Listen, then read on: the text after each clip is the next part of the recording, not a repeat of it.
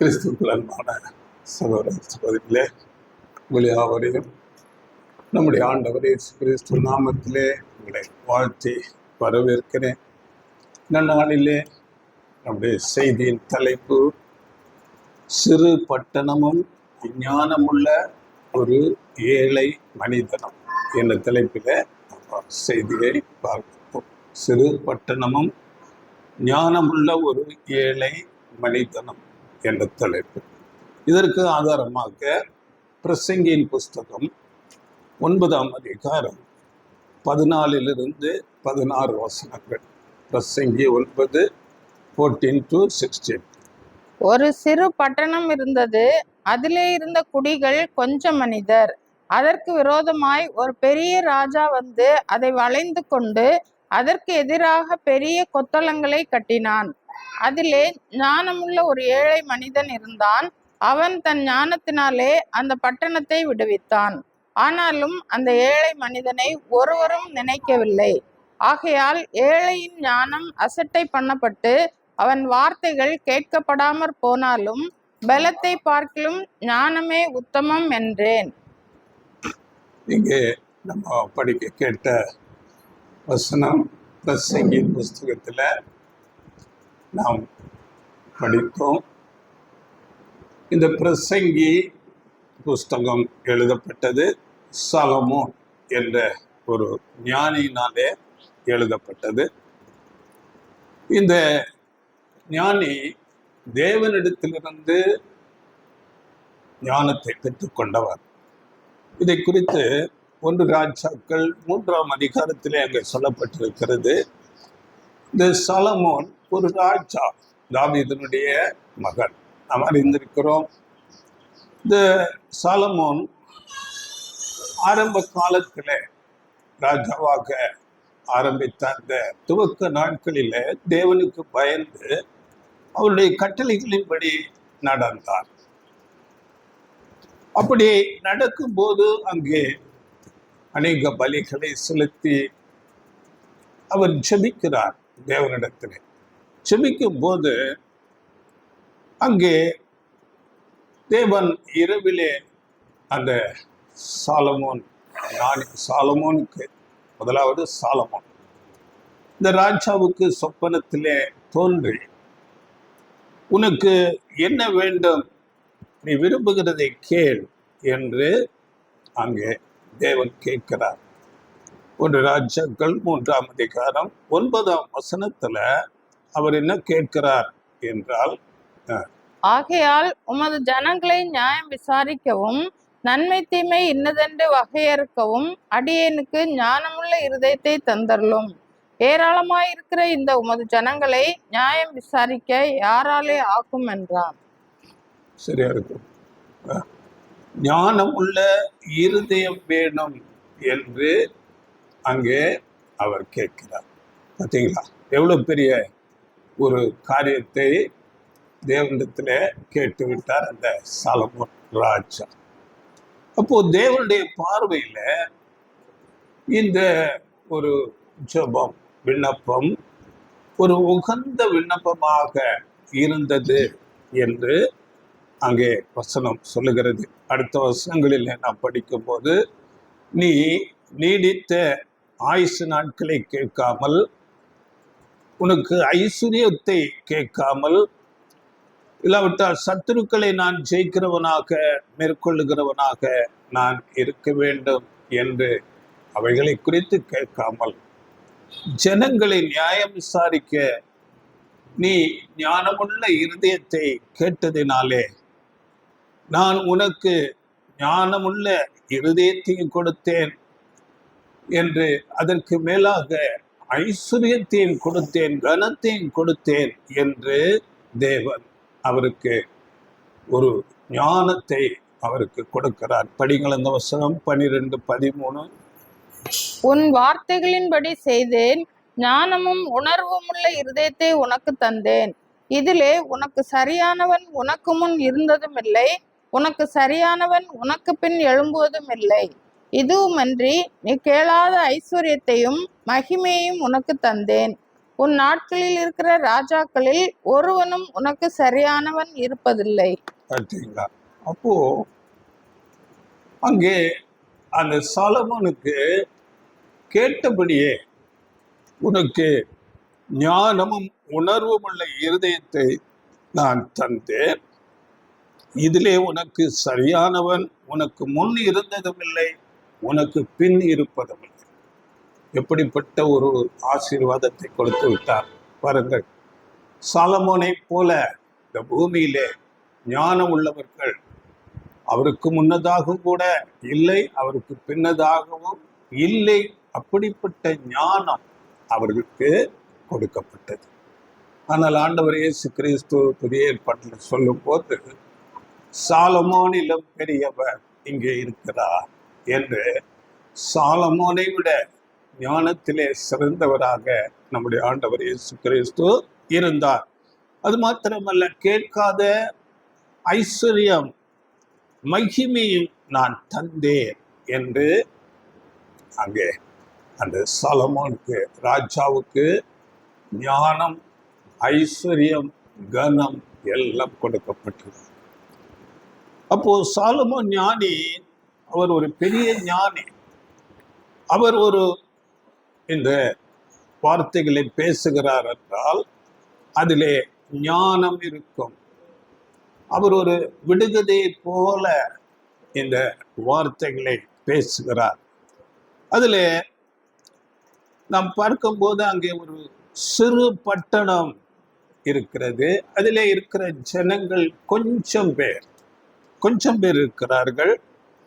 அதற்கு எதிராக அந்த சிறிய பட்டணம், அந்த கொஞ்சம் ஜனங்களுக்கு எதிராக ஒரு பெரிய ராஜா அந்த பட்டணத்தை சுற்றி முற்றுகையிடுகிறார், சூழ்ந்து கொள்ளுகிறார். அப்பொழுது அந்த பட்டணத்தில் ஒரு ஏழை ஞானமுள்ள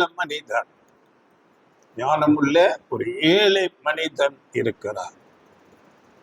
அந்த ஏழை ஞானமுள்ள மனிதன் தன் ஞானத்தினால் அந்த பட்டணத்தை விடுவித்து காப்பாற்றுகிறார்.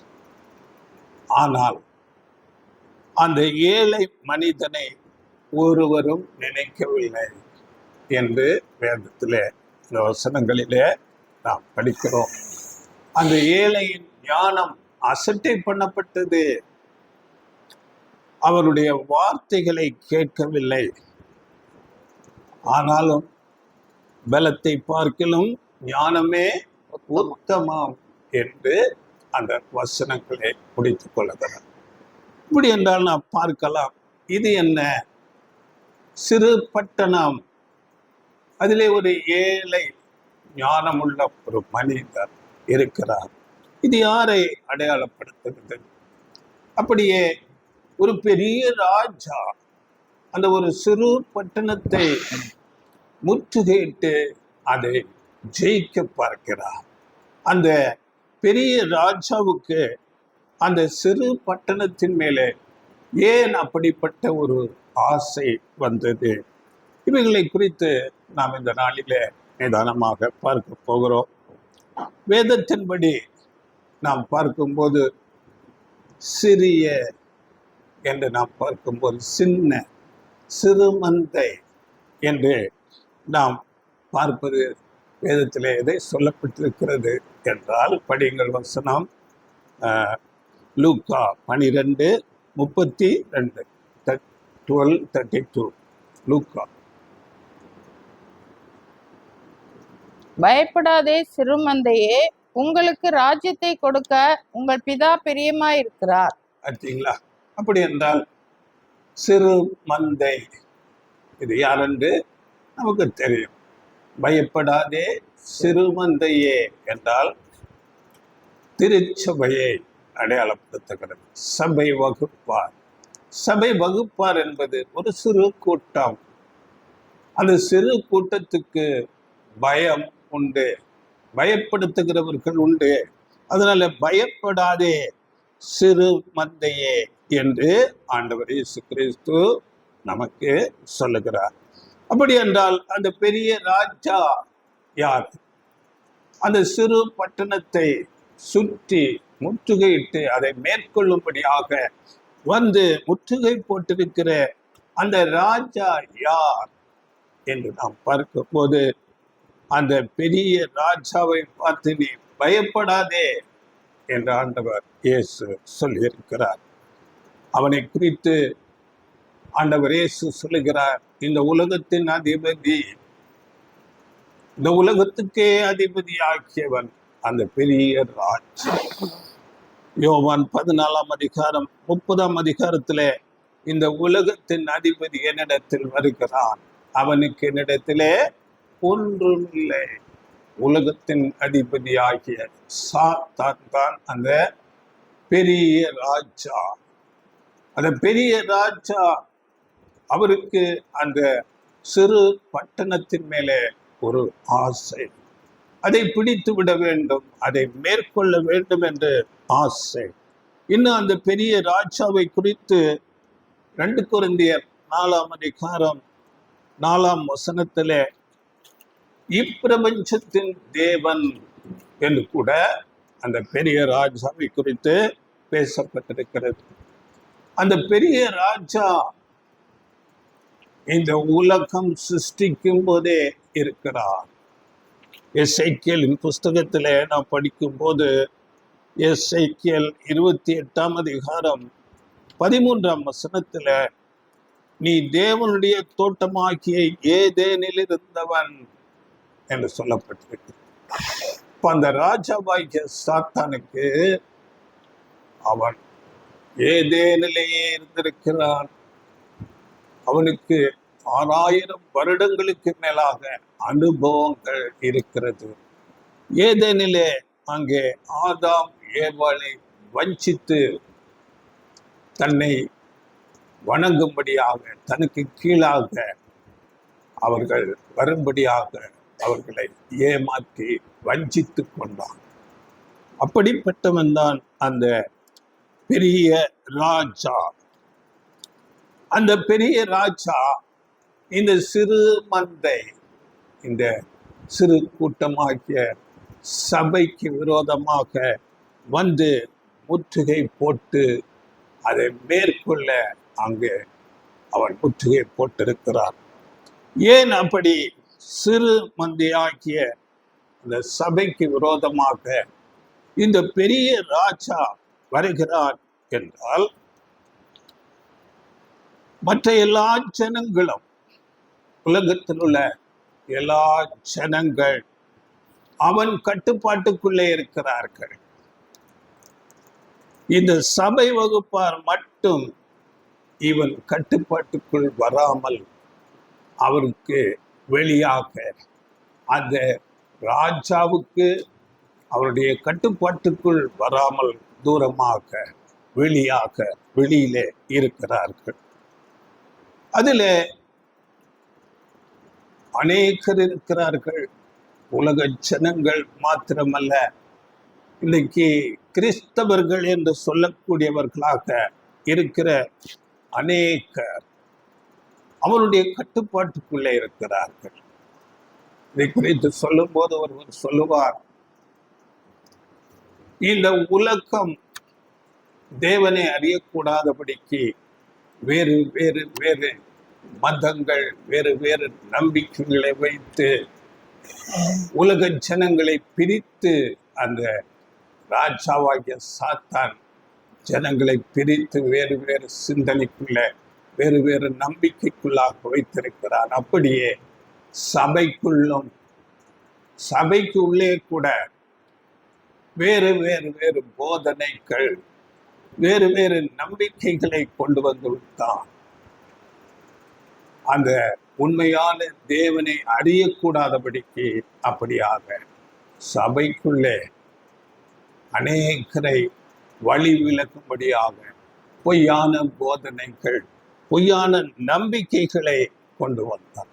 இப்படி சபைக்குள்ளே கிறிஸ்தவர்கள் என்று சொல்லிக் கொண்டிருக்கிற அவர்களிலும் மெஜாரிட்டி ஜனங்கள் அந்த பெரிய ராஜாவாகிய சாத்தானுடைய கட்டுப்பாட்டுக்குள்ளே இருக்கிறார்கள்.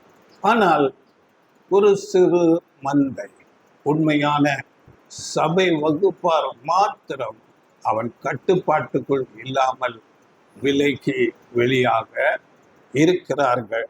அதனால்தான் அந்த சிறு மந்தையின் மேல் அவனுக்கு ஆசை. அதை எப்படியாவது தன்னுடைய கட்டுப்பாட்டுக்குள்ளே கொண்டு வந்துவிட வேண்டும் என்று அங்கே முற்றுகை போட்டிருக்கிறார். பாருங்கள், கிறிஸ்தவர்களிலே அநேக அந்த சாத்தானின் போதனைகள், வேதத்தில் இல்லாத அநேக போதனைகளை நம்பிக்கொண்டிருக்கிறார்கள். ஒரு மனிதன் மரித்தவுடனே அவன் மோட்சம் போகிறான், இல்லாவிட்டால் நரகம் போகிறான். கடந்த நாட்களிலே நான் ஒரு மரண வீட்டுக்கு போயிருந்தேன். ஒரு சகோதரி மரித்திருந்தார்கள். அங்கே அநேகர் வந்து அந்த சகோதரியை புகழ்த்தி பேசி, இந்த சகோதரி இப்பொழுது பரலோகத்துல அங்கே ஒரு தோட்டத்துல ஒரு சிறிய வீட்டிலே அழகாக அவர்கள் உலாவிக் கொண்டிருக்கிறார்கள் என்பதாக நான் கண்டேன் என்று சொல்லுகிறார். அந்த சகோதரி சொல்லுகிறார்களாம், நான் கொஞ்சம் தானே தேவனுக்கு ஊழியம் செய்தேன், அதற்கு எனக்கு இவ்வளவு பெரிய ஒரு தோட்டம் வீடு இருக்கிறதா என்று ஆச்சரியப்பட்டார்கள் என்று அங்கே பேசுகிறார். அதே சமயத்தில் அந்த சகோதரியை புதைக்கும் போது அங்கே ஊழியக்காரர்கள், இதை நான் மண்ணிலே விதைக்கிறேன், பலவீனமாக விதைக்கிறேன், பலமுள்ளதாக எழுந்திருக்கும் என்று அங்கே வேத வசனங்களை பேசுகிறார். முரண்பாடாக அந்த சகோதரி பரலோகத்திலே இருக்கிறதாக சொல்லுகிறார்கள், ஆனால் இங்கே மண்ணிலே புதைக்கிறேன், திரும்பி பலமுள்ளதாக எழுந்திருக்கும் என்று கூட பேசுகிறார். ஒரு அந்த போதனைகளிலே தெளிவில்லை. வேதம் சொல்லுகிறது, எல்லா மனுஷரும் மரித்து மண்ணுக்குள்ளாக இருக்கிறார்கள். ஆண்டவர் இயேசு கிறிஸ்து வரும்போது, இரண்டாம் வருகையில வரும்போது, முதலாவது அந்த சிறு மந்தை சபை வகுப்பார் உயிர்த்து எழும்புவார்கள். அதன் பிறகு தங்கள் தங்கள் வரிசையின்படி உயிர்த்தெழுந்து வருவார்கள் என்று வேதம் தெளிவாக சொல்லும். இப்படி இன்னைக்கு கிறிஸ்தவர்களுக்குள்ளே அநேக விதமான நம்பிக்கைகள், தவறான போதனைகள். அப்படியே இன்னும் நாம் சொல்லும்போது திருத்துவ தேவன் ஒருவர், ஆனால் 3 பேர். இப்படிப்பட்ட தவறான கோட்பாடுகள், போதனைகள். அப்படியே நாம் பார்க்கும்போது ஒரே தரம் மதிப்பது, பின்பு நியாய தீர்ப்படைவது என்றே கிறிஸ்தவர்கள் ஒரு நம்பிக்கை. ஆனால் வேதத்திலே நாம் பார்க்கும்போது 2 தரம் மரிப்பது என்று கூட சொல்லப்பட்டிருக்கிறது.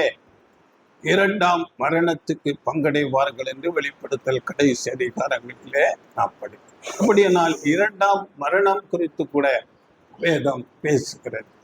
இப்படியாக பலவிதமான நம்பிக்கைகள் மூலமாக சபைக்குள்ள அநேக ஜனங்களை அவன் தன்னுடைய கட்டுப்பாட்டுக்குள்ளே வைத்திருக்கிறான்.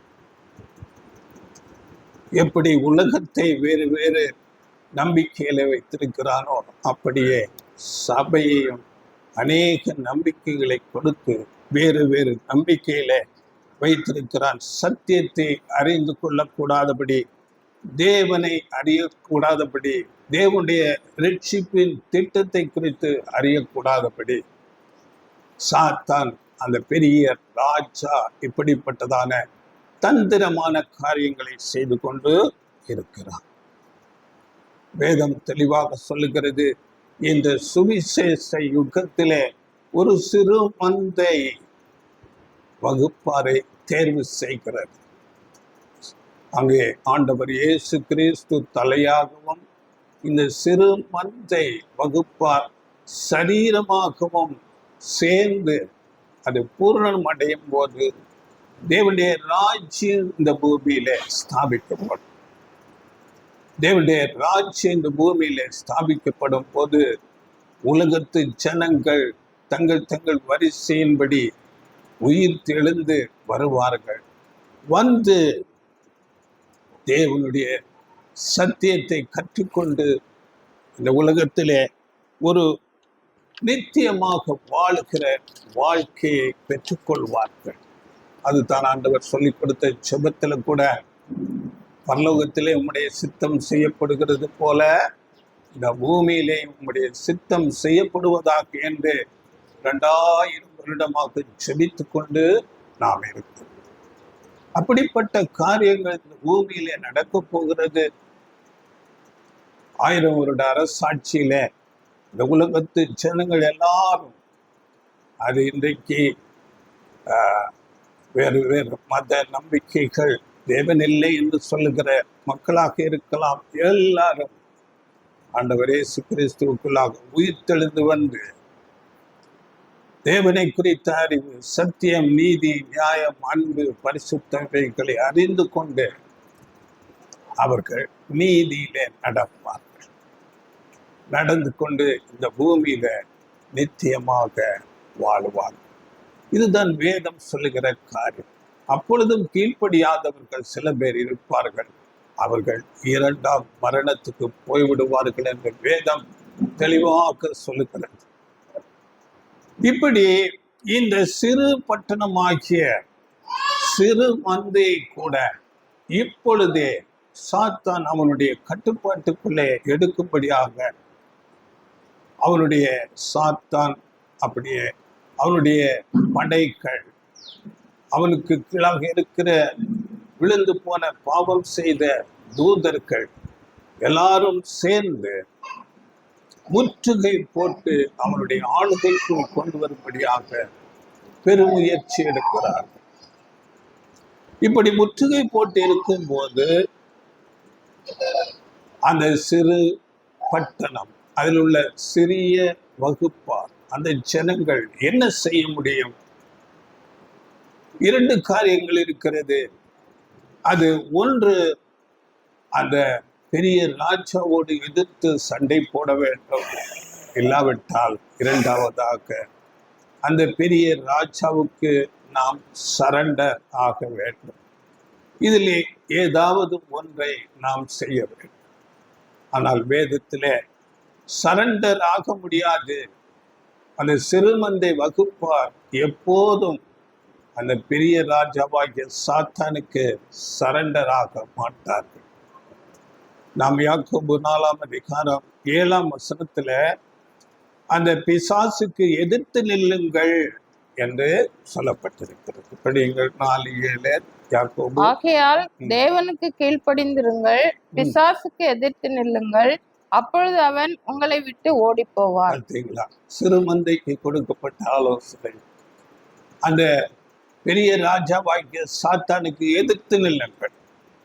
அப்படி என்றால் சரண்டராக எதிர்த்து நிற்க வேண்டும். அப்பொழுது அவன் உங்களை விட்டு ஓடி போகும். பாருங்கள், நம்முடைய தலையாகிய ஆண்டவர் இயேசு கிறிஸ்து அவனுக்கு எதிர்த்து நின்றார். ஆண்டவர் இயேசு கிறிஸ்து இங்க மனுஷனாக இருக்கும்போது கூட ஆண்டவர் இயேசு கிறிஸ்துவுக்கு எதிராக அந்த பெரிய ராஜா, அந்த சாத்தான் வருகிறான். மத்தேயு 4:10 அவர் மேல் யுத்தத்துக்கு வந்து அநேக சோதனைகளை அங்கே கொடுக்கும் போது ஆண்டவர் இயேசு கிறிஸ்து சொல்லுகிறார், அப்பாலே போ சாத்தானே. அந்த சாத்தானை எதிர்த்து மேற்கொண்டு ஜெயிக்கிறார். அநேக வசனங்கள் மூலமாக, தேவனுடைய வார்த்தைகள் மூலமாக அவனை மேற்கொள்ளுகிறார், அவனை துரத்துகிறார்.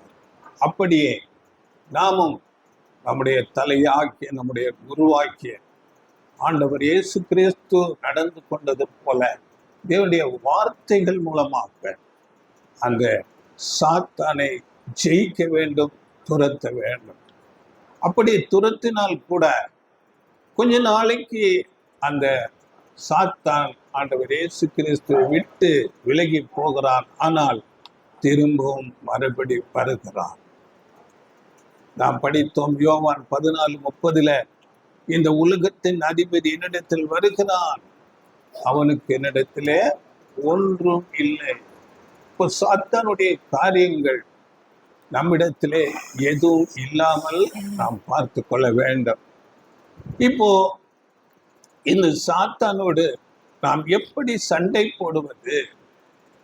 ஏனென்றால் அவன் ஒரு இன்விசிபிளாக காணக்கூடாத ஒரு ஆவிக்குரிய சரீரத்திலே இருக்கிறானே. இந்த சாத்தானோடு நாம் எப்படி சண்டை போடுவது? சாத்தானுக்கென்று ஒரு படை இருக்கிறது. விழுந்து போன தூதர்கள் கூட அவனோடு சேர்ந்து கொண்டு ஒரு பெரிய படையாக இருக்கிறார்கள். அவர்கள் உலகத்து ஜனங்களையும் தவறான போதனைகளில் இருக்கிற கிறிஸ்தவர்களை கூட அநேக தீமை செய்யும்படியாக தூண்டுகிறவனாக இருக்கிறார். படிகள் வசனம் உடைய ஆர்மை பற்றி எபேசியர் 6:12. எபேசியர் 6:12. ஏனெனில் மாம்சத்தோடும் இரத்தத்தோடும் அல்ல, துரைத்தனங்களோடும் அதிகாரங்களோடும் இப்பிரபஞ்சத்தின் அந்தகார லோகாதிபதிகளோடும் வான மண்டலங்களில் உள்ள பொல்லாத ஆவிகளின் சேனைகளோடும் நமக்கு போராட்டம் உண்டு. போராட்டம் உண்டு. பார்த்தீங்களா? அந்த பெரிய ராஜா இந்த சாத்தான், விழுந்து போன தூதர்கள், வானமண்டலத்தில் உள்ள பொல்லாத ஆவிகளின் சேனைகள் என்று சொல்லப்பட்டது. இவைகளோடு நமக்கு போராட்டம் உண்டு. மாம்சத்தோடும் இரத்தத்தோடும் அல்ல என்றால் உலகத்து ஜனங்களோடு மாத்திரம் அல்ல. உலகத்து ஜனங்கள் என்றால் ஒரு கணவனுக்கு மனைவியாக இருக்கலாம், இல்லாவிட்டால் மனைவிக்கு கணவனாக இருக்கலாம், இல்லாவிட்டால் பெற்றோருக்கு பிள்ளைகளாக இருக்கலாம், பிள்ளைகளுக்கு பெற்றோராக இருக்கலாம். இப்படி எதிர்ப்புகள் தேவனை அறியக்கூடாதபடி, தேவனுடைய அன்பை நாம் மற்றவர்களுக்கு பிரசங்கியாதபடி, நண்பர்கள், உறவினர்கள், இவர்கள் மாத்திரமல்ல, துரைத்தனங்கள், அதிகாரங்கள், இப்பிரபஞ்சத்தின் அந்தகார லோகாதிபதிகள், பொல்லாத ஆவிகளின் சேனைகள், இவைகள் தான் அந்த சாத்தானும் விழுந்து போன தூதர்களுமாக இருக்கிறார்கள். இவர்கள் நமக்கு எதிராக தீமை செய்ய, நம்மை தேவனை விட்டு தூரமாக்க, பாவத்திலே தள்ளும்படியாக நம்மை அவர்கள் தூண்டுகிறவர்களாக, நம்மை வழிவிலகி போகச் செய்ய எப்படியெல்லாம் செய்ய முடியும் என்று முயற்சி செய்கிறவர்களாக இருப்பார்கள். எபேசியர் 2:2 அங்கே அதை குறித்து பேசப்பட்டது. படியுங்கள். எபேசியர் 2:2. அவைகளில் நீங்கள் முற்காலத்திலே இவ்வுலக வழக்கத்திற்கேற்றபடியாகவும் கீழ்ப்படியாமையின் பிள்ளைகளிடத்தில் இப்பொழுது கிரியை செய்கிற ஆகாயத்து அதிகார பிரபுவாகிய ஆவிக்கேற்றபடியாகவும் நடந்து கொண்டீர்கள்.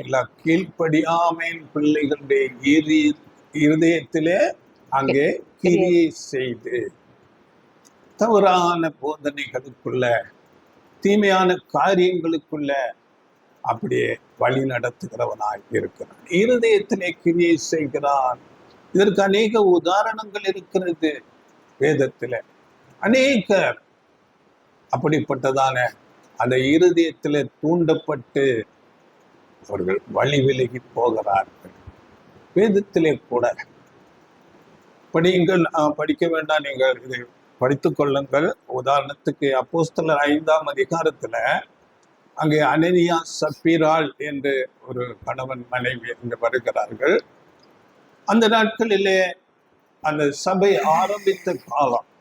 அந்த நாட்களிலே இயேசு கிறிஸ்துவை ஏற்றுக்கொண்டவர்கள் தங்கள் காணியாட்சிகளை, தங்கள் நில உடைமைகளை விட்டு அங்கே அப்போஸ்தலர்களுடைய பாதங்களிலே வைத்து அங்கே ஒரு கூட்டமாக இருந்து தொழுது கொண்டிருந்தார்கள். அந்த நாட்களில இந்த அனனியா சப்பீராள் இவர்கள் கூட தங்கள் நில உடைமைகளை எல்லாம் விட்டு அதிலே ஒரு பங்கை தங்களுக்கென்று மறைத்து வைத்துக் கொண்டு அங்கே அப்போஸ்தலர்களுடைய பாதங்களிலே மீதமானதை கொண்டு வைக்கிறார்கள். இதை அறிந்து கொண்ட அப்போஸ்தலன் பேதுரு சொல்லும் போது, அப்போஸ்தலர் 5:3, பேதுரு அவனை நோக்கி, அனனியாவே, நிலத்தின் கிரயத்தில் ஒரு பங்கை வஞ்சித்து வைத்து பரிசுத்தாவியினிடத்தில் பொய் சொல்லும்படி சாத்தான் உன் இருதயத்தை நிரப்பினது என்ன? பார்த்தீங்களா? சாத்தான் உன் இருதயத்தை நிரப்பினது என்ன? பொய் சொல்லும்படியாக தூண்டி இருக்கிறான் அந்த சாத்தான். வஞ்சிக்கப்படுகிறார்கள்.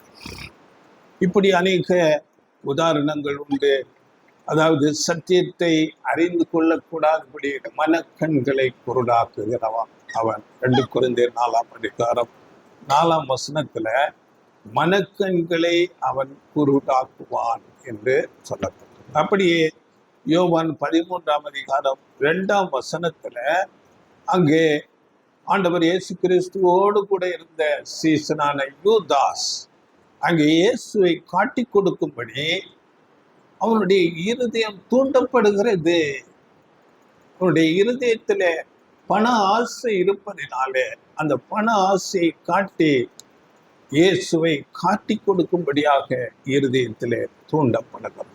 இப்படி இந்த சாத்தானும் அவருடைய படைகள், விழுந்து போன தூதர்கள் சேர்ந்து உலகத்தில் உள்ள ஜனங்களை பாவத்தில, தீமையில, அநீதியில இருக்கும்படியாக தூண்டிக்கொண்டே இருக்கிறார். இப்போ இந்த முற்றுகையிடப்பட்ட இந்த சிறு பட்டணம்,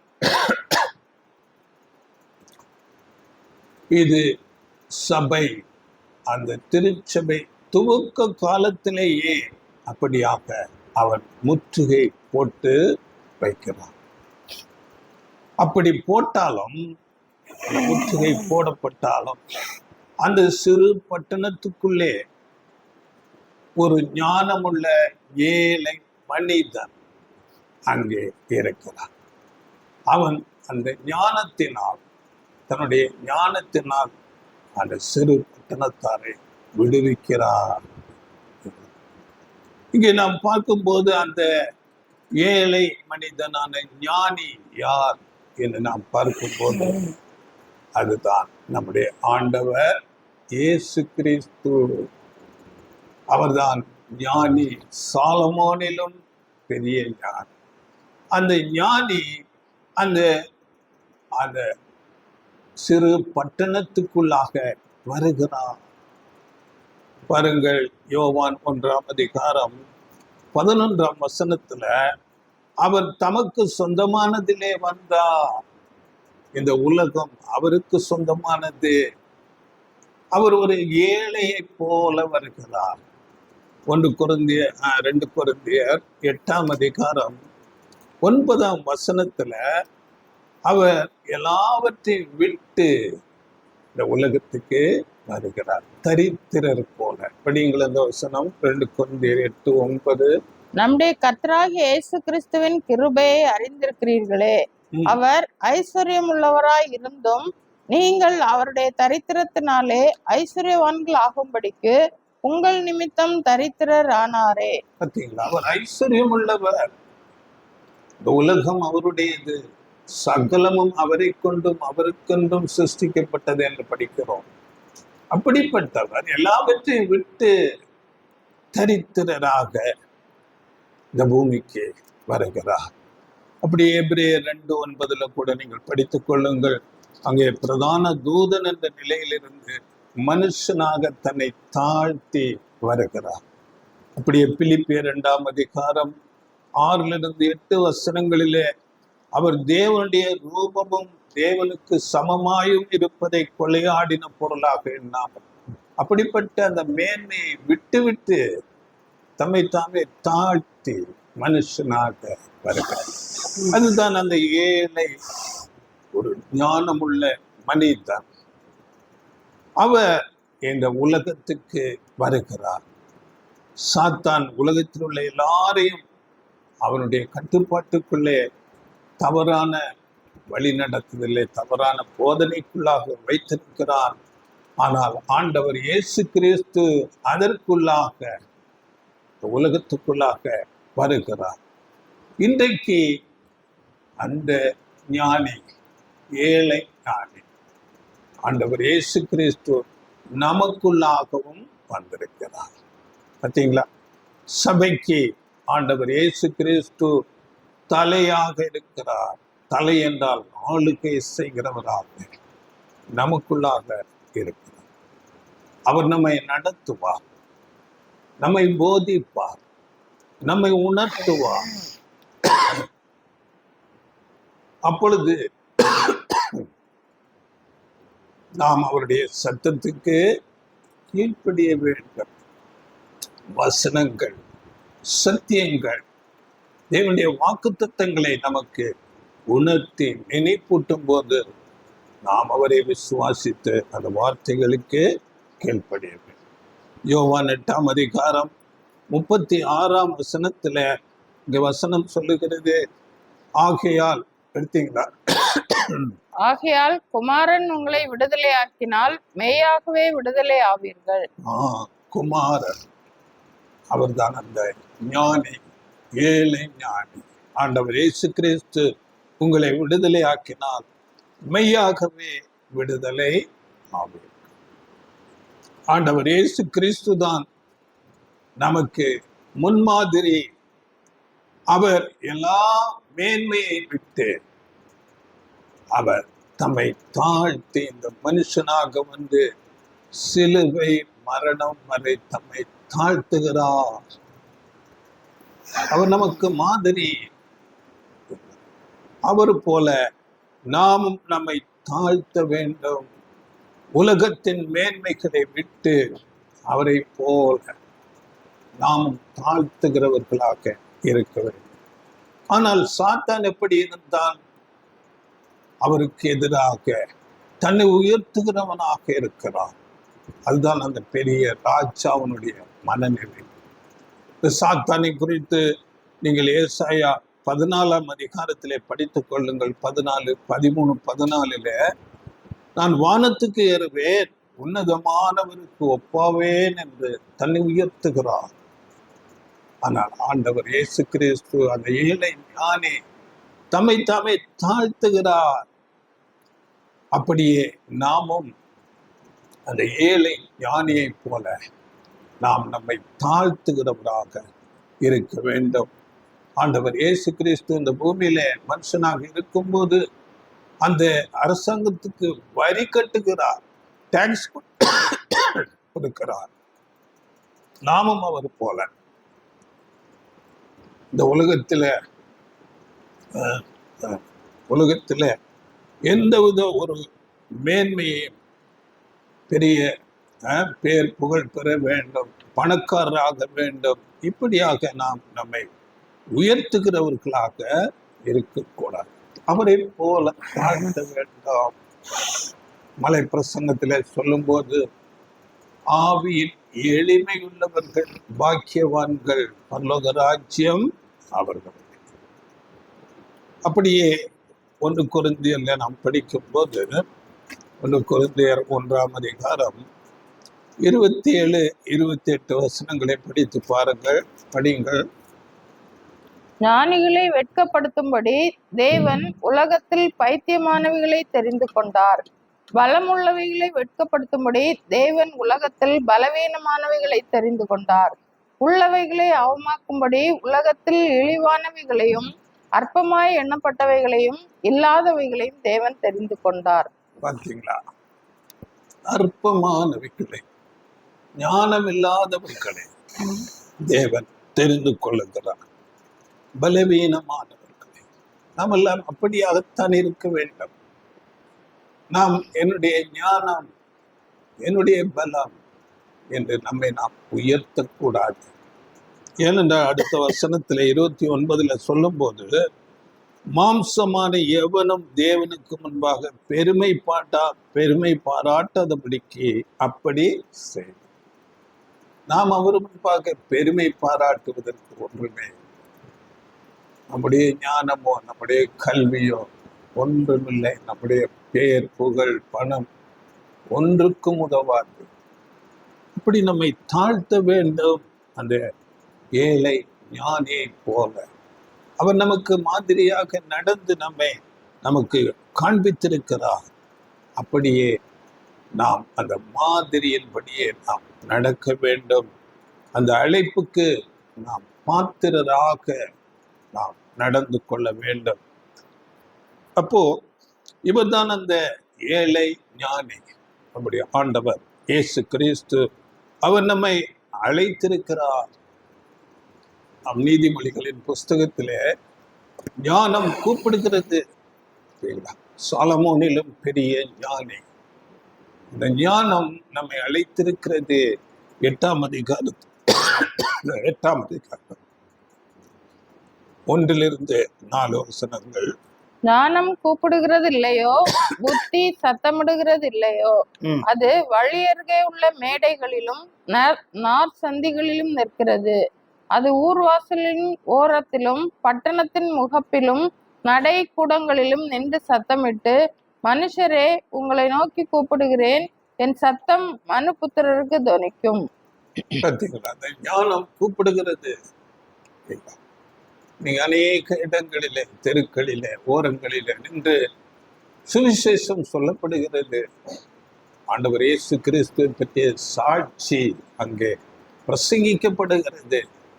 ஒருவரும் கேட்பதில்லை. 6ஆம் வசனம். கேளுங்கள், மேம்பாடான காரியங்களை பேசுவேன், என் உதடுகள் உத்தம காரியங்களை வசனிக்கும். பார்த்தீங்களா? மேலான காரியங்களை பேசுவேன். ஆனால் யாரும் கேட்பதற்கு மனதில்லை. கேட்க மாட்டேன் என்கிறார்கள். இந்த உலகத்தின் மேன்மை போதும் என்று இருக்கிறார்கள். அதிலேயே 8ஆம் அதிகாரத்துல 32, 33. ஆதலால் பிள்ளைகளே, எனக்கு செவி கொடுங்கள், என் வழிகளை காத்து நடக்கிறவர்கள் பாக்கியவான்கள். நீங்கள் புத்தியை கேட்டு ஞானமடையுங்கள், அதை விட்டு விலகாதிருங்கள். எனக்கு செவி கொடுங்கள்.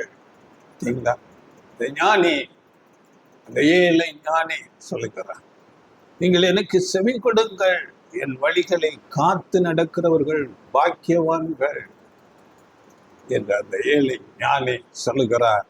நீங்கள் புத்தியை கேட்டு ஞானமடையுங்கள், அதை விட்டு விலகாதிருங்கள். ஏழை ஞானி நம்மை பார்த்தும் சொல்லுகிறார். அநேகர் அதை அசட்டை பண்ணுகிறவர்களாக இருக்கிறார்கள். கேட்க மாட்டேன் என்கிறார்கள். அதிலே 34, 35 கூட, என் வாசற்படியில் நித்தம் விழித்திருந்து என் கதவு நிலை அருகே காத்திருந்து எனக்கு செவி கொடுக்கிற மனுஷன் பாக்கியவான். என்னை கண்டடைகிறவன் ஜீவனை கண்டடைகிறான், கர்த்தரிடத்தில் தயவையும் பெறுவான். அது ஞானிக்கு செவி கொடுத்து அந்த வார்த்தைகளுக்கு கீழ்ப்படிந்தார் ஜீவன்.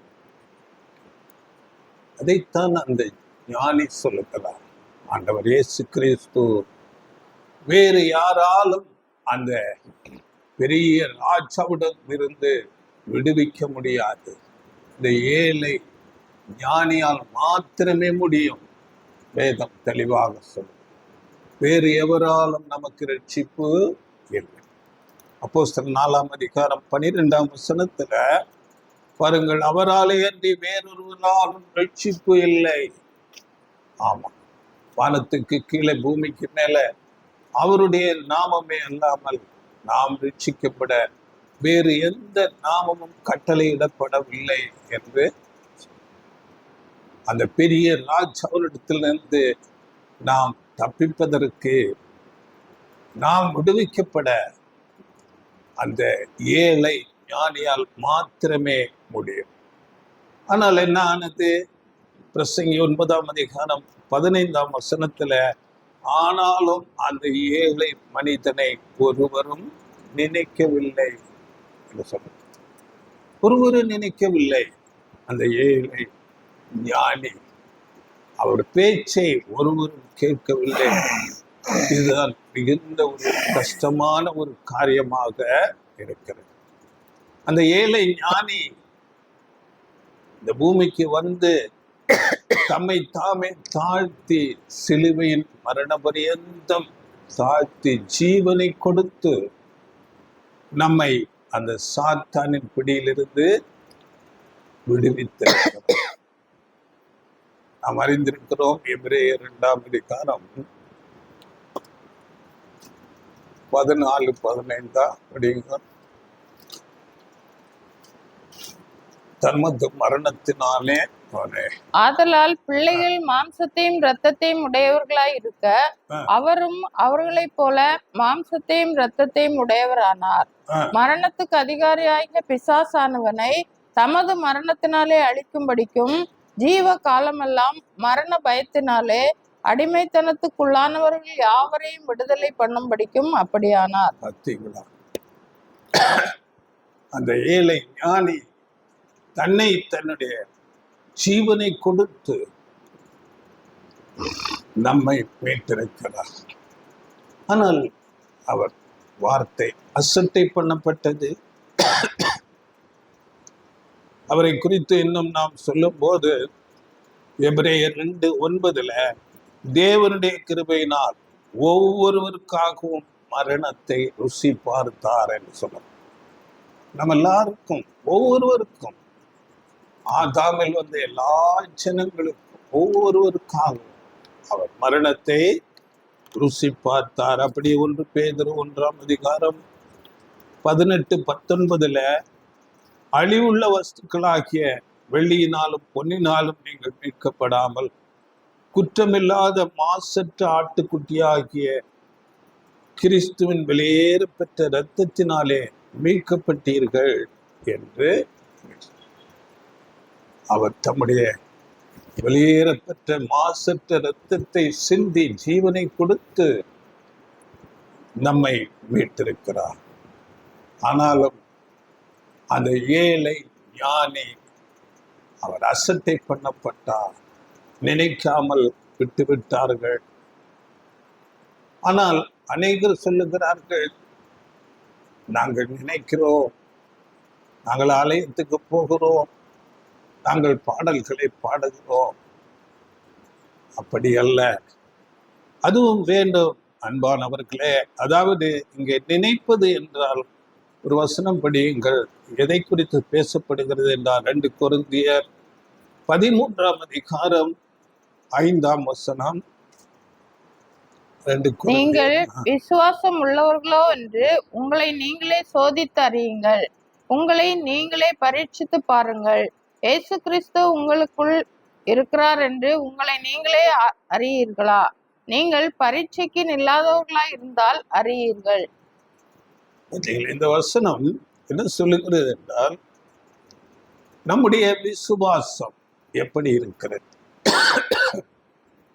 ஆண்டவர் இயேசு கிறிஸ்து ஆகிய அந்த ஞானி மேலே நம்முடைய விசுவாசம் எப்படி இருக்கிறது?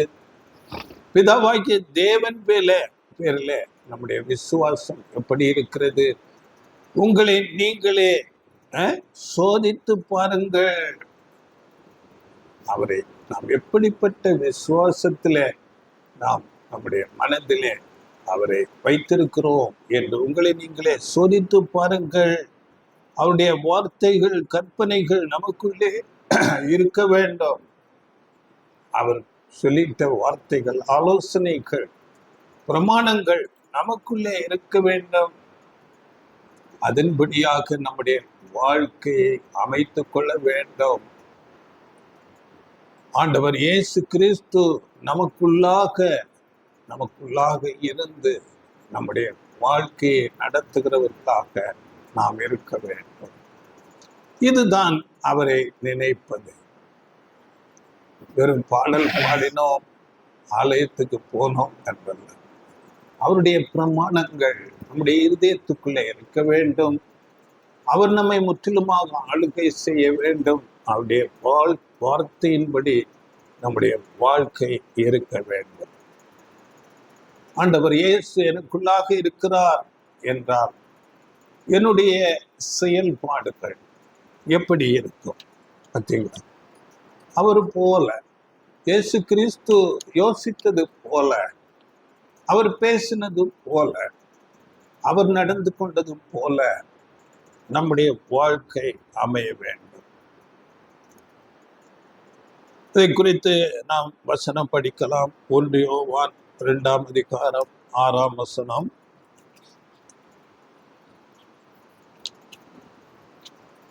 1 யோவான் 2:6.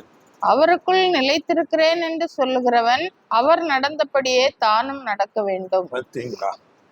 அவர் நடந்தபடியே நாமும் நடக்க வேண்டும். அதுதான் அவரை நினைப்பது, அவர் நமக்குள்ளாக இருப்பது, அவர் நம்மை ஆளுகை செய்வது, அதுதான் அவரை நினைப்பது. அப்படியாக நாம் இருக்க வேண்டும். இன்றைக்கு நம்முடைய நேரம், நம்முடைய லைஃப் டைம், நாம் இதை எப்படி செலவிட்டு கொண்டிருக்கிறோம்? நாம் அதிக நேரத்தை எப்படியாக செலவிடுகிறோம்? உலக பிரகாரமா இல்லாவிட்டால் இன்றைக்கு நவீனமாக செல்போன் வந்துவிட்டது, அதிலேயே நம்முடைய நேரத்தை செலவிட்டு கொண்டிருக்கிறோமா? நம்ம நாமே சிந்தித்து பார்க்க வேண்டும்.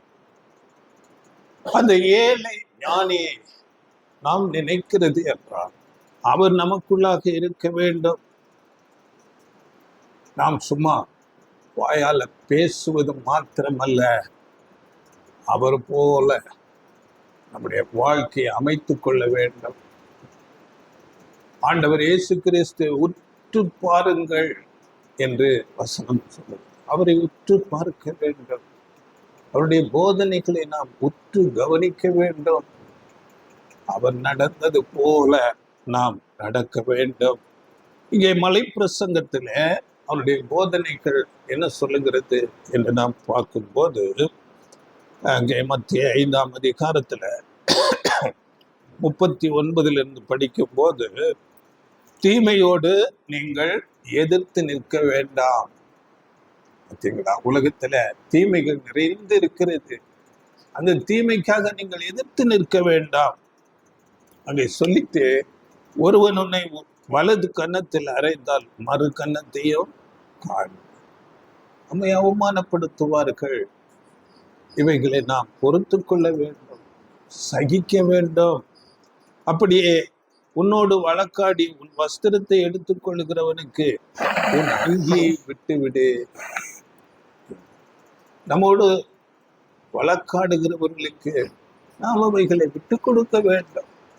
ஒரு வஸ்திரத்துக்காக வழக்காடுகிறார் என்றால் உன்னுடைய அங்கியை விட்டு கொடுத்து விடு என்று கஷ்டப்படுத்துகிறவர்களுக்கு நாம் அவர்களுக்கு பதிலுக்கு பதில் செய்யாதபடி நாம் அவைகளை சகிக்கிறவர்களாக இருக்க வேண்டும். அப்படியே 44ஆம் வசனம் படியுங்கள். நான் உங்களுக்கு சொல்லுகிறேன், உங்கள் சத்துருக்களை சிநேகியுங்கள், உங்களை சபிக்கிறவர்களை ஆசீர்வதியுங்கள், உங்களை பகைக்கிறவர்களுக்கு நன்மை செய்யுங்கள், உங்களை நிந்திக்கிறவர்களுக்காகவும் உங்களை துன்பப்படுத்துகிறவர்களுக்காகவும் ஜெபம் பண்ணுங்கள். பார்த்தீங்களா? அந்த ஞானி எப்படி சொல்லுகிறார்? அங்கே சத்துருக்களை சிநேகியுங்கள், தீமைக்கு நன்மை செய்யுங்கள், சபிக்கிறவர்களை ஆசீர்வதியுங்கள். பார்த்தீங்களா? பகைக்கிறவர்களுக்கு நன்மை செய்யுங்கள், நிந்திக்கிறவர்களுக்கும் துன்பப்படுத்துகிறவர்களுக்காகவும் ஜெபம் பண்ணுங்கள். இதுதான் அந்த ஞானி சொல்லுகிறார். அவர் அப்படியே வாழ்ந்து விட்டார். அப்படியே நாம் வாழ்வதுதான் அந்த ஞானியை நினைப்பது. இல்லாவிட்டால் நாம் அவரை அசட்டை பண்ணுவது போல இருக்கும்.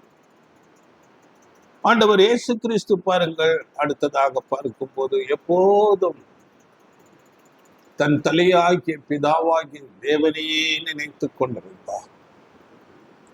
நீங்கள் யோவான் 8ஆம் அதிகாரம் 29ஆம் வசனம் படித்து பாருங்கள்.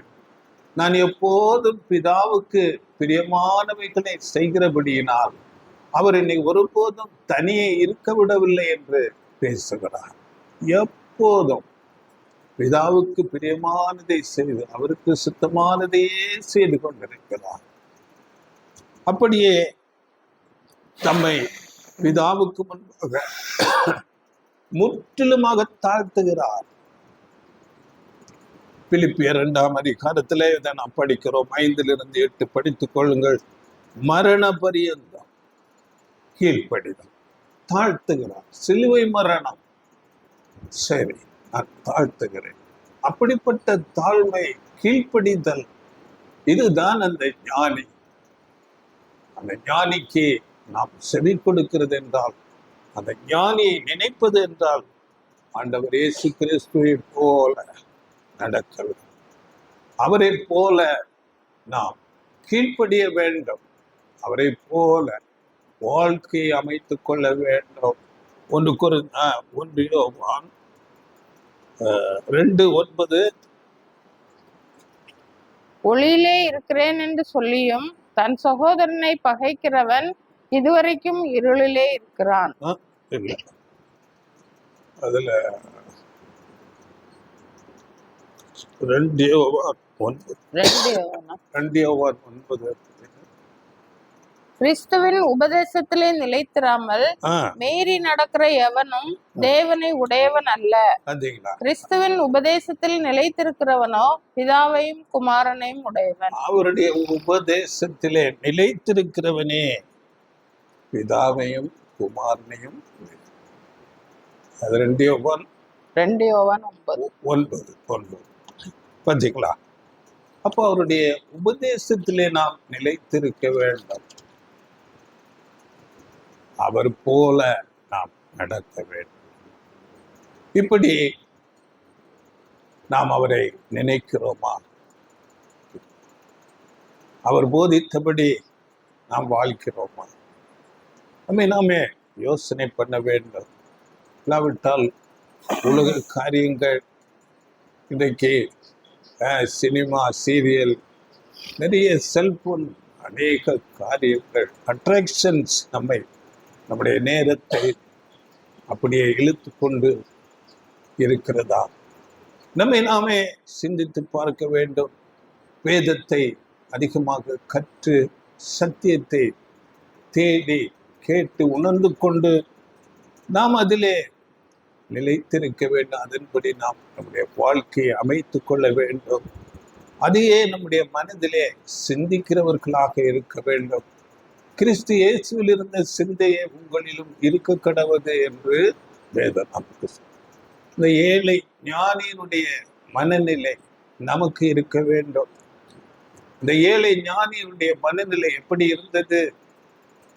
அவர் வார்த்தைகளை, உபதேசங்களை போதிக்கும் போது அந்த போதனைகளை அநேகரால் ஏற்றுக்கொள்ள முடியாமல் அவைகளை மறுக்கிறார்கள், அவரை விட்டு போய்விடுகிறார்கள். நீங்கள் படித்து பாருங்கள். யோவான் 6ஆம் அதிகாரத்துல 61, 62 அவருடைய போதனைகள் அங்கே புறக்கணிக்கப்பட்டது. அப்பொழுது அவருடைய யோசனை, சிந்தனை எப்படி இருந்தது என்றால், அவர் மேலானவைகளை சிந்திக்கிறார். அங்கே சொல்லுகிறார், நான் இருந்த இடத்துக்கு உன்னதத்துக்கு ஏறி போகும்போது அது எப்படி இருக்கும் என்று பேசுகிறார். அப்படி மேலான ஒரு சிந்தனை. படிங்கள் 61, 62. சீஷர்கள் அதை குறித்து முறுமுறுக்கிறார்கள் என்று இயேசு தமக்குள்ளே அறிந்து அவர்களை நோக்கி, இது உங்களுக்கு இடரலாய் இருக்கிறதோ? மனுஷகுமாரன் தாம் முன்னிருந்த இடத்திற்கு ஏறி போகிறதை நீங்கள் காண்பீர்களானால் எப்படி இருக்கும்? மேலான சிந்தனை. அவர் இந்த பூமியிலே எல்லா காரியங்களையும் செய்து நிறைவேற்றி பரலோகத்துக்கு போகிற அந்த சிந்தையிலே இருக்கிறார். அப்படியே பாருங்கள் அவருடைய மனநிலை எப்படி இருந்தது என்று. அவர் கைது செய்யப்பட்டு கட்டப்பட்டவராக நியாய விசாரணைக்கு அங்கே நிறுத்தப்படுகிறார். அந்த நேரத்திலே பிரதான ஆசாரியர்கள் அவரிடத்திலே அநேக விசாரணைகள், அநேக அடி, அநேக அங்கே துன்புறுத்தல்கள் நடக்கிறது. அப்பொழுது கூட அவருடைய சிந்தை எப்படி இருக்கிறது என்றால், அவர் வரப்போகிற மேலான மகிமையை யோசித்துக் கொண்டிருக்கிறார். பிதாவின் வலது பாரிசத்திலே உட்கார்ந்து அங்கே இருப்பது போலவும், அப்படிப்பட்ட சிந்தை அவர் மேகத்தின் மேல் திரும்ப 2ஆம் முறை இந்த உலகத்துக்கு வருவது போலவும் அந்த சிந்தனை அவருக்கு இருக்கிறது. நீங்கள் படித்துக் கொள்ளுங்கள். லூக்கா 22ஆம் அதிகாரம் 66 இருந்து அந்த காரியங்கள் சொல்லப்பட்டிருக்கிறது. அவருடைய பாடுகள் அப்படிப்பட்ட சூழ்நிலையில அவருடைய சிந்தை மேலானவைகளை யோசனை பண்ணி கொண்டு இருக்கிறது. வரப்போகிற ஆசீர்வாதம், இந்த யோசனை நமக்கு இருக்க வேண்டும். இந்த சிறு மந்தை வகுப்பார் ஆண்டவர் இயேசு கிறிஸ்துவோடு கூட இந்த உலகத்தை ஆளுகை செய்ய போகிறார்கள். ராஜாக்களாகவும் ஆசாரியர்களாகவும் இருக்க போகிறார்கள் என்று வேதம் சொல்லுகிறது. அதனால இந்த உலக வாழ்க்கையில் எப்படிப்பட்ட ஒரு சூழ்நிலைகள் வந்தால் நம்முடைய சிந்தை அந்த ஞானியின் சிந்தை போல இருக்க வேண்டும். ஞானியின் சிந்தை எப்படி இருந்ததோ அப்படியே நம்முடைய யோசனைகளும் சிந்தனைகளும் இருக்க வேண்டும். அதனால வேதத்துல நாம் படிக்கும் போது இந்த உலகத்துல நம்முடைய வாழ்க்கை எப்படி இருக்க வேண்டும் என்று சொல்லுகிறது என்றால், நாம் ஒரு அந்நிய பரதேசிகள். பாருங்கள், நம்முடைய இந்த தேசத்தை விட்டு நாம் பெரிய வேறொரு அமெரிக்கா இல்லை வேறு தேசத்துக்கு நாம் போகிறோம் என்றால், இந்த தேசம் நமக்கு அந்நிய தேசம் போல. அப்படியே நாம் இந்த பூமியை விட்டு பரலோகத்துக்கு குடி போகிறோம். அதனால இந்த வாழ்க்கை, இந்த உலகம் நமக்கு ஒரு அந்நிய தேசம். பிலிப்பியர் 3:20 அங்கே சொல்லும் போது, நம்முடைய குடியிருப்போ பரலோகத்தில் இருக்கிறது. அங்குதான் நித்தியமான குடியிருப்பு நமக்கு. அதனால இந்த உலக வாழ்க்கை ஒரு அந்நிய உலகத்துல நம்ம இருக்கிறோம், பரதேசிகள் போல. இதுதான் நமக்கு நிரந்தரம் என்று இருக்கக்கூடாது. அப்படியே 2 கொரிந்தியர் 5:6 படித்து பாருங்கள். அங்கே சொல்லும் போது 6-9 படியுங்கள். நாம் தரிசித்து நடவாமல் விசுவாசித்து நடக்கிறோம். இந்த தேகத்தில் குடியிருக்கையில் கர்த்தரிடத்தில் குடியிராதவர்களாய் இருக்கிறோம் என்று அறிந்தும் எப்பொழுதும் தைரியமாய் இருக்கிறோம். நாம் தைரியமாகவே இருந்து இந்த தேகத்தை விட்டு குடிபோகவும் கர்த்தரிடத்தில் குடியிருக்கவும் அதிகமாய் விரும்புகிறோம். அது நிமித்தமே நாம் சரீரத்தில் குடியிருந்தாலும் குடியிராமற் போனாலும் அவருக்கு பிரியமானவர்களாய் இருக்க நாடுகிறோம். நான் இந்த பூமியில தேவனுக்கு பிரியமாகவே இருந்து விட வேண்டும். அந்த ஞானி வாழ்ந்தது போல அந்த இயேசு கிறிஸ்துவின் வாழ்க்கை அப்படியே நம்மளே அவரை பின்பற்றுகிறவர்களாக, அவருடைய அடிச்சுவடுகளிலே நடக்கிறவர்களாக இருப்பதுதான் அந்த ஏழை ஞானியை நாம் நினைப்பது. இப்படி வாழாவிட்டால் நாம் அந்த ஏழை ஞானியை அசட்டை பண்ணுகிறோம், அவருடைய வார்த்தைகளை அசட்டை பண்ணுகிறோம். இந்த சிறு பட்டணத்தார் எப்படி இந்த ஞானியை அசட்டை பண்ணினார்களோ அப்படியே நாமும் அவரை அசட்டை பண்ணுவது போல. அதனால நீதிமொழிகள் 1:7 கர்த்தருக்கு பயப்படுதலே ஞானத்தின் ஆரம்பம். கர்த்தருக்கு பயப்படுதல் என்றால் தீமையான காரியங்களை விட்டு விலகுவது. அதே நீதிமொழிகள் 8:13 தீமையை வெறுப்பதே கர்த்தருக்கு பயப்படுதல். கர்த்தருக்கு பயப்படுதலே ஞானத்தின் ஆரம்பம். மூடர் ஞானத்தையும் போதகத்தையும் அசட்டை பண்ணுகிறார்கள். அப்படி என்றால் அந்த ஞானியினுடைய வார்த்தைகளை கேட்டு அதன்படி வாழாமல் நாம் அசட்டை பண்ணினால் நாம் மூடர்கள் போல ஆகிவிடுவோம். பார்த்தீங்களா? நாம் அந்த ஞானத்தையும் அவருடைய வார்த்தைகளையும் அசட்டை பண்ணுகிறவர்களாக இருக்கிறோமா? அப்படி என்றால் வேதம் நம்மை மூடர்கள் என்று சொல்லுகிறது. தேவன் நம்மை பார்க்கிறார். வேதத்திலே அநேக இடங்களில் சொல்லப்பட்டிருக்கு. நீதிமொழிகள் 15:3 கர்த்தரின் கண்கள் எவ்விடத்திலும் இருந்து நல்லோரையும் தீயோரையும் நோக்கி பார்க்கிறது. நீ எல்லாரையும் பார்த்து கொண்டிருக்கிறது. நாம் அந்த ஞானிக்கு செவி கொடுக்கிறோமா? இல்லாவிட்டால் அந்த ஞானியின் வார்த்தைகளை அசட்டை பண்ணுகிறோமா? கர்த்தர் பார்க்கிறார். நான் ஒன்றும் மறுத்து பேச முடியாது. தேவனுடைய பார்வைக்கு நாம் தூரமாக எங்கேயும் போக முடியாது. நான் வானத்துக்கு ஏறினாலும் பாதாளத்திலே படுக்கை போட்டாலும் நீர் அங்கேயும் இருக்கிறீர் என்று சங்கீதங்கள். எங்கே இருந்தாலும் தேவனுடைய கண்கள் நம்மை பார்த்து கொண்டே இருக்கிறது. நீதிமொழிகள் 4:13 புத்திமதிகளை உறுதியாய் பற்றிக்கொள், அதை விட்டு விடாதே, அதை காத்துக்கொள், அதுவே உனக்கு ஜீவன். ஞானியுடைய வார்த்தைகள் அது நமக்கு ஜீவனாய் இருக்கிறது.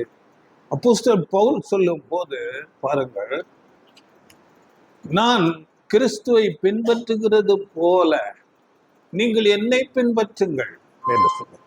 அப்படி என்றால் அப்போஸ்தலர் பவுல் எப்படியாக அந்த ஞானியின் வார்த்தைகளை உணர்ந்திருக்கிறார், அவர் எப்படியாக அந்த ஞானியை அறிந்திருக்கிறார், அவரை போல நடந்து கொண்டு அவர் போல நீங்களும் நடையுங்கள், என்னை போல நீங்கள் நடையுங்கள் என்று புஸ்தக பவுல் சொல்லுகிறார். அதே ஆண்டவர் இயேசு கிறிஸ்துவோடு இருந்த யூதாஸ் அவர் எல்லாவற்றையும் பார்த்தார், அவருடைய பலத்த செய்கைகளை பார்த்தார், அவருடைய உபதேசங்களை கேட்டார், அநேக அற்புத அடையாளங்களை பார்த்தார். ஆனால் அந்த யூதாஸ் அந்த ஏழை ஞானியை புறக்கணித்தார். அவரை உலக நன்மைக்காக காட்டி கொடுத்து தனக்கென்று பணத்தை சேர்த்து கொண்டார். உலக நன்மை ஆசீர்வாதத்தை அவர் தேடிக்கொண்டார். அந்த யூதாஸின் முடிவு நாம் அறிந்திருக்கிறோம். அங்கே நாண்டு கொண்டு செத்தார். அவருடைய சம்பாதிப்பு ஒன்று பிரயோஜனம் இல்லாமல் போய்விட்டது. இந்த கடைசி நாட்களிலே பாருங்கள், இப்படிப்பட்ட 2 வகுப்பார் இருக்கிறார்கள். ஆண்டவர் இயேசு கிறிஸ்துவோடு இருக்கிறவர்கள் தான், கிறிஸ்தவர்கள் தான். ஒரு வகுப்பார் அப்போஸ்தலர் பவுல் போன்ற வகுப்பார், இன்னொரு வகுப்பார் யூதாஸ் வகுப்பார். அப்போஸ்தலர் பவுல் போன்ற வகுப்பார் அந்த ஞானியை, கிறிஸ்துவை தங்கள் உயிரை போல மதிப்பார்கள். அவருடைய வார்த்தைகளுக்கு அப்படியே கீழ்ப்படிவார்கள், தங்கள் ஜீவனையும் அதற்காக கொடுப்பார்கள். ஆனால் யூதாஸ் வகுப்பார் பாருங்கள், அவருடைய போதனைகளை அசட்டை பண்ணுவார்கள். அவர் மூலமாக ஆதாயத்தை தேடுகிறவர்களாக இருப்பார்கள். இன்றைக்கு அநேக இயேசு கிறிஸ்து என்ற நாமத்தை சொல்லி தங்களை வளர்த்து கொண்டிருக்கிறார்கள். பொருளாதாரத்தில், மன பேர் புகழ்ல தங்களை வளர்த்து கொண்டிருக்கிறார்கள். இப்படி 2 வகுப்பார் இந்த உலகத்தில் இருக்கிறார். இந்த வார்த்தைகளை கேட்கிற அன்பானவர்களே, நாம் எந்த வகுப்பாராக இருக்கிறோம்? அப்போஸ்தலர் பவுல் போல இருக்கிறோமா? இல்லாவிட்டால் யூதாஸ் வகுப்பாராக இருக்கிறோமா? நாம் அந்த ஞானியை அசட்டை பண்ணுகிறோமா? இல்லாவிட்டால் அந்த ஞானியை நாம் நினைத்து அவர் போல அவருடைய வார்த்தைகளை கேட்டு நாம் நடக்கிறோமா? இது நாம் நம்மை குறித்து கேட்க வேண்டிய ஒரு கேள்வியாக இருக்கிறது. அந்த ஏழை ஞானியை நினைத்தால் நாம் கிறிஸ்துவை போல நடக்க வேண்டும். அந்த ஞானி போதித்த வார்த்தைகளை கேட்டு உணர்ந்து கொண்டு அதை நம்முடைய வாழ்க்கையிலே அபியாசப்படுத்துகிறவர்களாக இருக்க வேண்டும். வார்த்தைகளை அதிகமாக தியானிக்க வேண்டும், மனதிலே பதித்துள்ள வேண்டும், வார்த்தையின்படி நாம் நடக்க வேண்டும். இதுதான் அந்த ஞானியை நினைவு கூறுவது. கடைசியாக நான் முடிக்கப் போகிறேன். பாருங்கள், அந்த ஞானி ஆகிய ஆண்டவர் இயேசு கிறிஸ்து இந்த பூமியில இருக்கும்போது அவருடைய வார்த்தைகளை கேட்ட ஒரு அருமையான தாயார் அங்கே ஒரு வார்த்தை சொல்லுகிறார்கள். படியுங்கள், லூக்கா 11ஆம் அதிகாரம் 27, 28 வசனங்கள். லூக்கா 21. 11, 27, 28. அவர் இவைகளை சொல்லுகையில் ஜனக்கூட்டத்தில் இருந்த ஒரு ஸ்திரீ அவரை நோக்கி, உம்மை சுமந்த கற்பமும் நீர் பாலுண்ட முலைகளும் பாக்கியம் உள்ளவைகள் என்று சத்தமிட்டு சொன்னாள். அதற்கு அவர், அப்படியானாலும் தேவனுடைய வார்த்தையை கேட்டு அதை காத்து கொள்ளுகிறவர்களே அதிக பாக்கியவான்கள் என்றார்.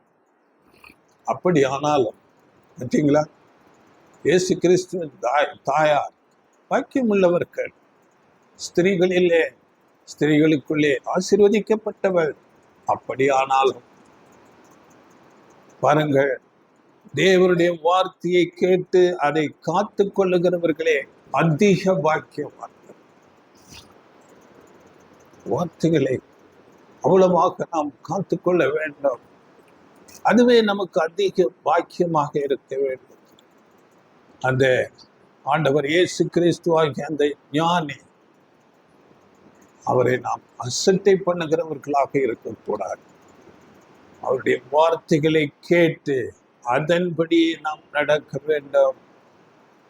இல்லாவிட்டால் நாம் அவரை அசட்டை பண்ணுவது போல, அவரை நினைக்காதது போல ஆகிவிடும். அதனால வார்த்தைகள் குறித்து சொல்லும் போது இன்னும் மலை பிரசங்கத்திலே எல்லாம் அந்த வார்த்தையின்படி நடக்கிறவர்கள் கண்மலையின் மேல் தன் வீட்டை கட்டின புத்தியுள்ள மனுஷனுக்கு ஒப்பாயிருக்கிறார் என்று சொல்லுகிறார். அந்த ஞானி புத்தியுள்ள மனுஷன். அதனால இந்த உலகத்திலே அநேக பிரச்சனைகள் வரலாம், பெரும் புயல்கள், நீரோட்டங்கள் வரும். ஆனாலும் அப்படி அந்த கண்மலையின் மேல் தன் வீட்டை கட்டின அந்த வீடு நிலைத்து நிற்கும். அப்படி நாம் இருக்க வேண்டும். எப்படிப்பட்ட சூழ்நிலை வந்தாலும் நாம் அப்படியாக அவருடைய வார்த்தையின்படி வாழ நாம் அதிக பிரயாசப்பட வேண்டும். அப்போஸ்தலன் பவுல் போல ஜீவனே போகிறதாக இருந்தாலும் அந்த வார்த்தைகளுக்காக நம்முடைய ஜீவனை கொடுக்கிறவர்களாக இருக்க வேண்டும். இதுதான் அந்த ஏழை ஞானியை நினைக்கிற நினைவு. அந்த சிறு பட்டணத்துக்காக அந்த ஏழை ஞானி தன் ஞானத்தினால் அவர்களை விடுவிக்கிறார். அப்படியே ஆண்டவர் இயேசு கிறிஸ்து ஆகிய அந்த ஞானி நம்மோடு கூட இருக்கிறார். நம்மோடு கூட இருந்து நம்மை விடுதலை ஆக்குவார். அந்த பெரிய ராஜா எப்படிப்பட்ட தீமையான காரியங்களுக்குள்ளாக நம்மை கொண்டு போனாலும் முற்றுகையிட்டாலும் அந்த ஞானி நம்மை விடுவிக்க வல்லவராயிருக்கிறார். ஏனென்றால் அவர் அப்படியாக விடுதலையானார். சத்ருவாகிய சாத்தான் அநேக நெருக்குதல்களை, சோதனைகளை கொண்டு வந்தான் அந்த ஞானிக்கு. ஆனாலும் நான் உலகத்தை ஜெயித்தேன். அந்த ஞானியை போல நாம் உலகத்தை ஜெயிப்போம். அவர் நம்மோடு கூட இருக்கிறார், நமக்குள்ளாக இருக்கிறார், நம்மை பலப்படுத்துவார், நம்மை நடத்துவார். நான் உன்னை விட்டு விலகுவதும் இல்லை, உன்னை கைவிடுவதும் இல்லை, அப்படியாக வாக்கு பண்ணப்பட்டிருக்கிறது. அதனால வார்த்தைகளை கேட்டு உணர்ந்து கொண்டு அதன்படி ஜீவிக்க தேவன் நமக்கு உதவி செய்வாராக. ஆமென். God bless you.